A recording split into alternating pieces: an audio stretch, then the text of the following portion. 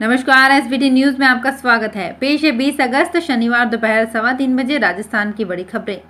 सबसे पहले नजर डालते हैं आज की हेडलाइंस पर। वैष्णो देवी यात्रा फिर से शुरू हुई। भारी बारिश के बाद रोकी गई थी यात्रा। राजस्थान में पूर्व विधायकों के पुत्र पुत्री को भी पेंशन देने पर विचार। पूर्वी राजस्थान में कल से फिर शुरू होगा भारी बारिश का दौर। राजस्थान में नेट बंदी हुई तो भी हो सकेगा डिजिटल पेमेंट। और उदयपुर नवसंकल्प के फैसले को अमली जामा पहनाने की तैयारी, मांगे 50 साल से कम उम्र के नेताओं के नाम। और अब खबरें विस्तार से। जम्मू कश्मीर के कटरा में पवित्र वैष्णो देवी की यात्रा फिर से शुरू कर दी गई है। शुक्रवार को कटरा में भारी बारिश के चलते यात्रा को अस्थायी तौर पर रोक दिया गया था।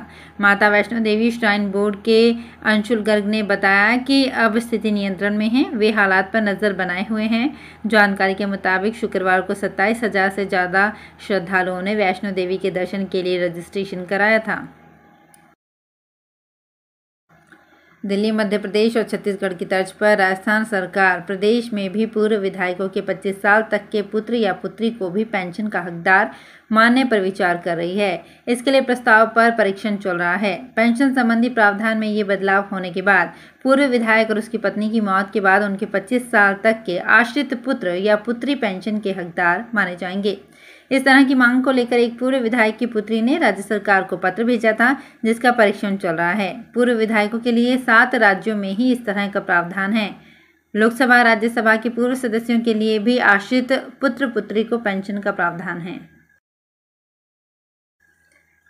राजस्थान में रविवार को एक बार फिर बारिश का दौर शुरू हो जाएगा। जयपुर मौसम केंद्र के निदेशक राधेश्याम शर्मा ने बताया कि बंगाल की खाड़ी और बांग्लादेश के तट पर एक और नया गहरा कम दबाव का क्षेत्र सिस्टम बना हुआ है। इससे जयपुर समेत 15 से अधिक जिलों में रविवार से भारी बारिश के आसार होने हैं। इससे जयपुर समेत 15 से अधिक जिलों में रविवार से भारी बारिश के आसार हैं। 22 अगस्त को कोटा, उदयपुर, जयपुर, भरतपुर और अजमेर संभाग के अधिकतर भागों में भारी से लेकर अति भारी बारिश होने की संभावना है। इधर जयपुर सहित अन्य जिलों की पेयजल आपूर्ति वाले बीसलपुर बांध में बीते 20 दिन में कुल 9.14 टीएमसी पानी यानी कि बांध की भराव क्षमता का 25% पानी आया। फिलहाल बांध में 1.25 साल तक पानी का इंतजाम हो चुका है। आगामी 10 दिनों में बांध 80% तक भरने के आसार हैं। राजस्थान में नेट बंदी हुई तो भी डिजिटल पेमेंट की सुविधा जारी रहेगी और स्विगी, जोमेटो, ओला, उबर जैसे ऑनलाइन सर्विस चालू रहेंगे।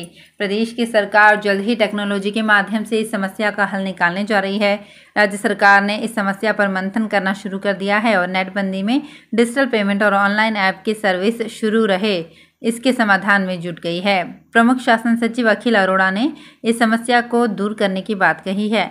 जयपुर में चल रहे डिजी फेस्ट के दौरान नेटबंदी के दौरान आमजन व रोजाना इंटरनेट के भरोसे कमाने वालों की परेशानी सामने आने पर अरोड़ा ने कहा कि राज्य सरकार जल्द ही इसका समाधान निकालने जा रही है।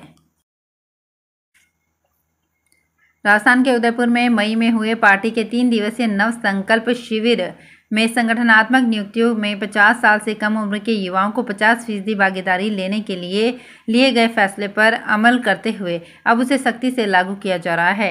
युवाओं को संगठन में 50% भागीदारी देने के लिए अखिल भारतीय कांग्रेस के संगठन महामंत्री केसी वेणुगोपाल ने सभी राज्यों को 30 अगस्त तक नाम भेजने के निर्देश दिए हैं। साथ ही जिन राज्यों ने पहले ब्लॉक और जिला लेवल की सूचना भेजी है उन्हें भी पुनः परीक्षण करके संशोधित सूची भेजने के निर्देश दिए हैं। संगठन में नियुक्ति के लिए महिला, ओबीसी, एससी, एसटी और अल्पसंख्यकों का कोटा भी तय किया गया है। राजस्थान हाईकोर्ट की मुख्य पीठ और जयपुर पीठ में 22 से 27 अगस्त तक न्यायाधीशों की पीठों में बदलाव किया गया है। कार्यवाहक मुख्य न्यायाधीश की ओर से जारी आदेश के अनुसार मुख्य पीठ से न्यायाधीश फरजंद अली तथा न्यायाधीश कुलदीप माथुर 22 से 27 अगस्त की अवधि में जयपुर पीठ तथा जयपुर पीठ से न्यायाधीश चंद्र कुमार सोनगरा व न्यायाधीश उमाशंकर व्यास इस अवधि में मुख्य पीठ में सुनवाई करेंगे। भ्रष्टाचार निरोधक ब्यूरो के महानिदेशक बीएल सोनी 1 दिवसीय यात्रा पर श्रीगंगानगर आ रहे हैं। डीजी के दौरे को लेकर स्थानीय एसीबी अधिकारियों ने तैयारियां शुरू कर दी है। बीकानेर एसीबी के पुलिस कप्तान देवेंद्र बिश्नोई ने बताया कि डीजी श्री सोनी 22 अगस्त को बीकानेर एसीबी कार्यालय का निरीक्षण करेंगे और एसीबी के जन जागरण अभियान के तहत आम लोगों से बातचीत करेंगे। 23 अगस्त को श्रीगंगानगर जाएंगे। यहां एसीबी चौकी का निरीक्षण करने के साथ साथ जन जागरण अभियान के तहत लोगों से बातचीत करेंगे। दक्षिण पूर्व मध्य रेलवे की ओर से बिलासपुर मंडल पर राजगढ़ झारसुगुड़ा रेलखंडों के बीच स्थित हिमगिर स्टेशन पर चौथी लाइन डालने के लिए नॉन इंटरलॉकिंग ब्लॉक लिया जा रहा है। इससे पूरी जाने वाली ट्रेनें प्रभावित रहेंगी। जोधपुर के वरिष्ठ मंडल वाणिज्य प्रबंधक जितेंद्र मीणा ने बताया कि गाड़ी संख्या 20471 बीकानेर पूरी ट्रेन 21 व 28 अगस्त को, गाड़ी संख्या 20472 पूरी बीकानेर ट्रेन 24 व 31 अगस्त को रद्द रहेगी। इसी प्रकार गाड़ी संख्या 20813 पूरी जोधपुर ट्रेन 24 और गाड़ी संख्या 20814 जोधपुर पूरी ट्रेन 27 अगस्त को रद्द रहेगी। जोधपुर में पिछले कुछ दिनों से प्रतिदिन बरस रहे बादलों पर अब ब्रेक लग गया है। जोधपुर में आगामी 2 दिन मानसून की गतिविधियां सुस्त रहेंगी। इससे तापमान में वृद्धि के साथ ही मेघ बरसने के आसार न के बराबर रहेंगे। हालांकि बीच बीच में छिटपुट बारिश होने के आसार हैं। मानसून की गतिविधि कम होने से धूप खिलाई है। इससे तापमान में अब बढ़ोतरी की संभावना जताई जा रही है। मौसम साफ रहने से तापमान में 2 से 4 डिग्री बढ़ोतरी हो सकती है। जोधपुर जिले के बिलाड़ा थाना क्षेत्र में आधी रात्रि के समय घर में घुसकर लॉकर तोड़कर उसमें रखे करीब 5 लाख कीमत के 10 तोला वजनी सोने के जेवरात और हजारों रुपए की नकदी चोरी कर ली गई। रामनगर कापरड़ा के सांगर राम बिश्नोई ने पुलिस को बताया कि आधी रात्रि को अज्ञात नक्सलियों ने उसके घर में सेंधमारी की और अलमारी के ताले तोड़कर लॉकर में रखे सोने के रखड़ी सेट, कान की बालियां, नथ साकली, मादलिया, अंगूठी और 22,500 रुपये की नकदी चुरा कर ले गए। उत्तर पश्चिम रेलवे जोन का पहला कोच रेस्तरां जोधपुर मंडल के बाड़मेर रेलवे स्टेशन पर खुलने जा रहा है। इस वातानुकूलित रेस्टोरेंट में एंट्री के लिए रेलवे टिकट की आवश्यकता नहीं होगी।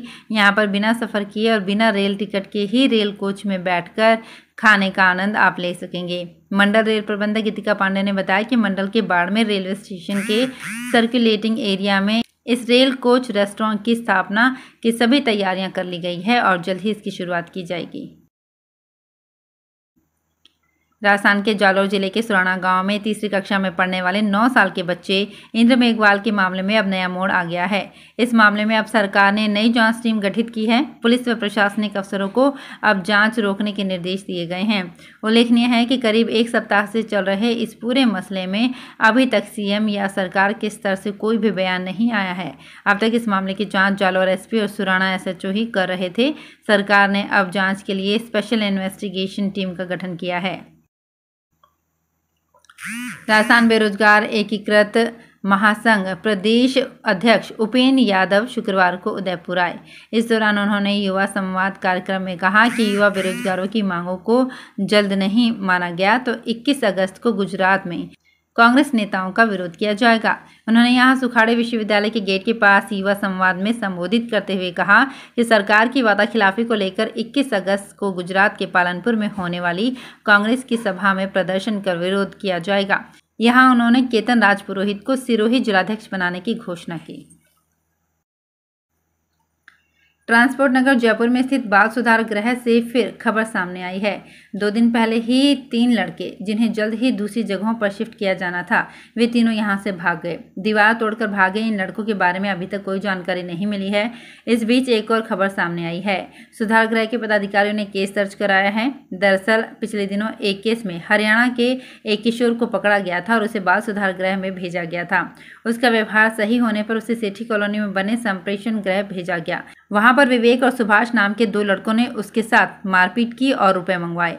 उसके मामा ने आरोपी युवकों के खाते में ऑनलाइन रुपए भी ट्रांसफर किए। बिरला ऑडिटोरियम में 2 दिवसीय राजस्थान डिजी फेस्ट की शुरुआत हो चुकी है। सूचना एवं प्रौद्योगिकी विभाग की ओर से आयोजित हो रहे इस फेस्ट में नवीनतम आईटी टेक्नोलॉजी के बारे में चर्चा की जा रही है। इस डिजी फेस्ट में 2 दिन टेक्नो एक्सपर्ट भी सेशन दे रहे हैं। जितेंद्र कुमार शर्मा ने बताया कि ई मित्रा के बाद अब ई मित्रा प्लस पब्लिक के लिए एक बेहतरीन टेक्नोलॉजी है, जहां लोग पहले अपने बिल भरने, अपने सर्टिफिकेट निकलवाने के लिए ई मित्रा पर जाकर 50 से 100 रुपये खर्च किया करते थे। ई मित्रा प्लस की मदद से ये काम 10 से 30 रुपये में हो जाता है।